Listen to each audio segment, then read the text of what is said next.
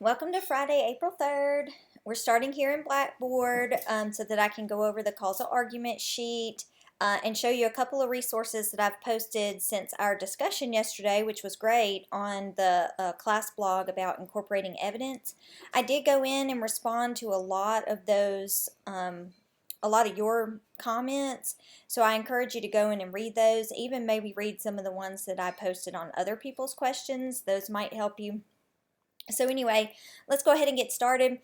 For homework, I asked you to look at that module on plagiarism and avoiding plagiarism. Let me know if you have any questions about that. I also wanted you to look at the causal argument that was posted on our Excelsior. If you weren't able to do that yet, go to get a link to that, you go to our calendar, and it's right here. You can click on this link. It'll take you here to the causal argument module in our Excelsior, which I really like. It has this little video that can give you some insight into causal arguments. But the best thing is over here underneath, which is the sample causal argument. What I like about this sample is it's annotated.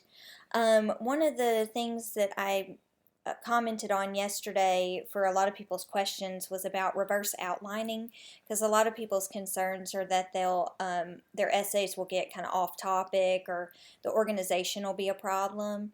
And so what you see here, this is the student sample from our Excelsior. You see how it almost every paragraph has a comment.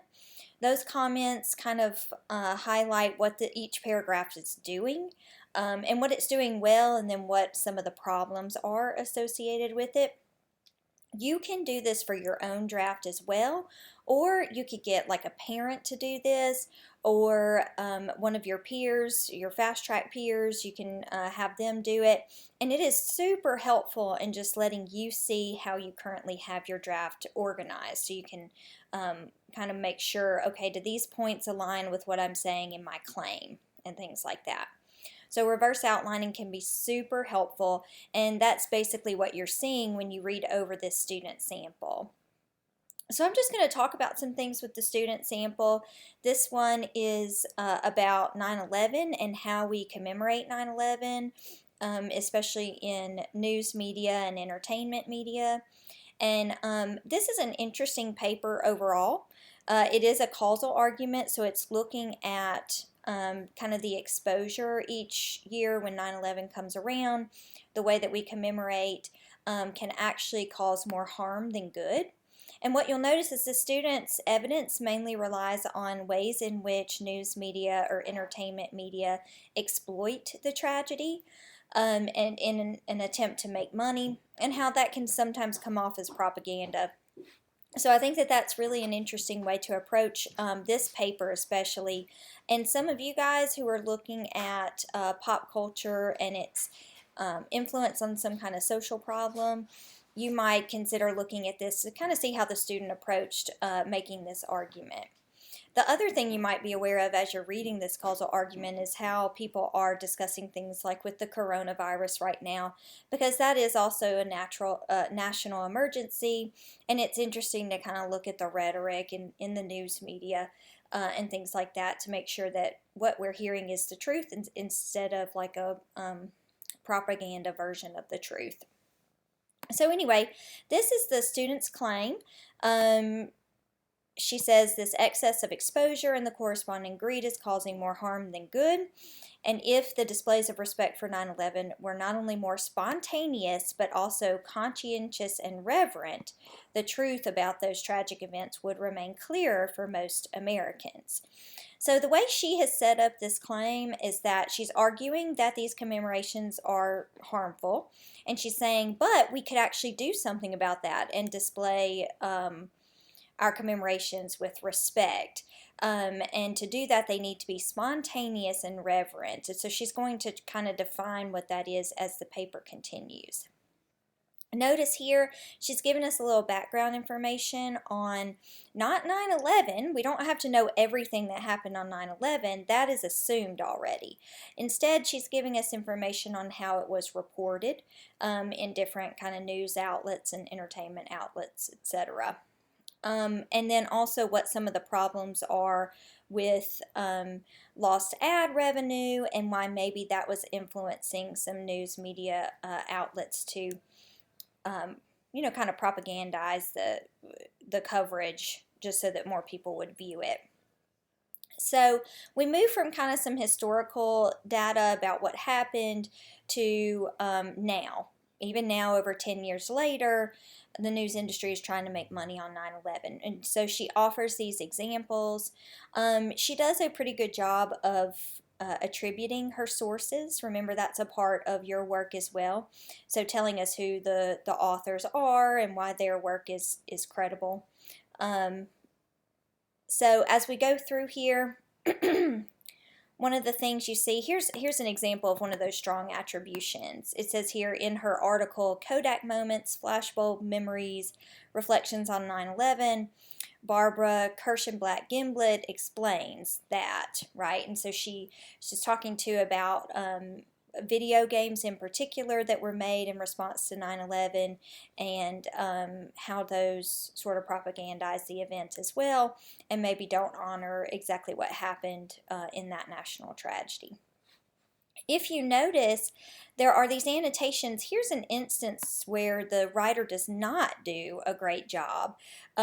Here she argues that these video games, desensitize players to the real tragedy, which she does have some evidence for. What she doesn't have evidence for is the second part, and promote the kind of violence that caused 9/11 in the first place. We do not have any evidence to suggest that these kinds of video games are causing people to become terrorists, right?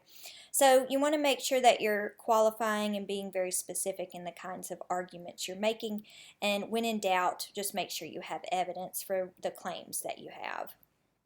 Okay, towards the end, we also see how she concludes. I encourage y'all to go in and read these on your own.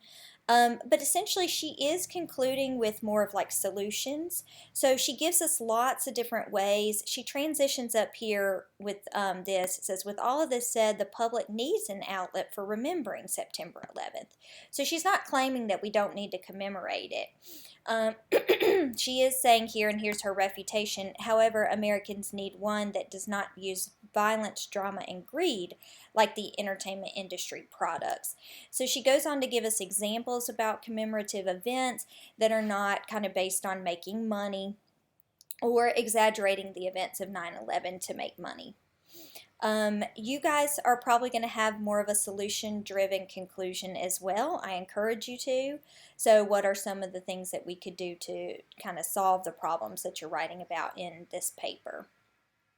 So this is a strong sample. It's not perfect. No writing is, right? But it is a strong sample, especially when looking at how she incorporates her evidence, looking at sort of MLA citations, transition from thought to thought, let's see, citations and signal phrasing, those kinds of things. So I encourage you to get in here and look at this sample. Again, it's through Al Excelsier's website. On Blackboard, some of the things that I have added here. Here's a video from YouTube on reverse outlining. Here's a video on writing commentary. Some people are really concerned about that.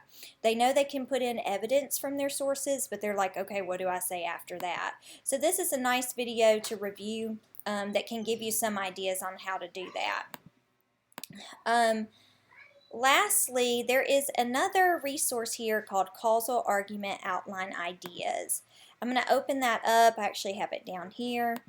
You guys are not required to use this, but if you are struggling in sort of the brainstorming and outlining phase of this assignment, I encourage you to use it. It talks a little bit about how you can introduce, like giving an overview of your issue, providing some kairos or timeliness, why is what you're writing about important right now. Again, some of this stuff may all happen in the introduction, or it might end up being 2 paragraphs. It's just kind of up to what your project is sort of expecting. And then here's some different ways that you might provide evidence and organize your paper, and then different ideas for potential solutions as you move towards your conclusion. So I encourage you to use that sheet too. Again, to find that, you go to Unit 3 Resources, and it's this third one, Causal Argument Outline Ideas. Let's look at the calendar for what you need to do this weekend. You guys need to go ahead and draft your introduction and a brief outline, just notes, for your paper. And what we're going to do is a peer review on Monday. So very important. I'm going to have a post on, I'll make sure it's uploaded Sunday, about how to give feedback. Make sure that yours is posted in the comment section. So you're just going to copy and paste your introduction and brief outline into the comment section on EdBlogs, and we will peer review those introductions from there. Make sure you post it by the end of the day on Sunday. That way on Monday when everyone gets in, we can do our peer review and everyone's will be posted. Okay? Guys, email me if you have any questions. I hope you're doing well. I'll talk to you soon.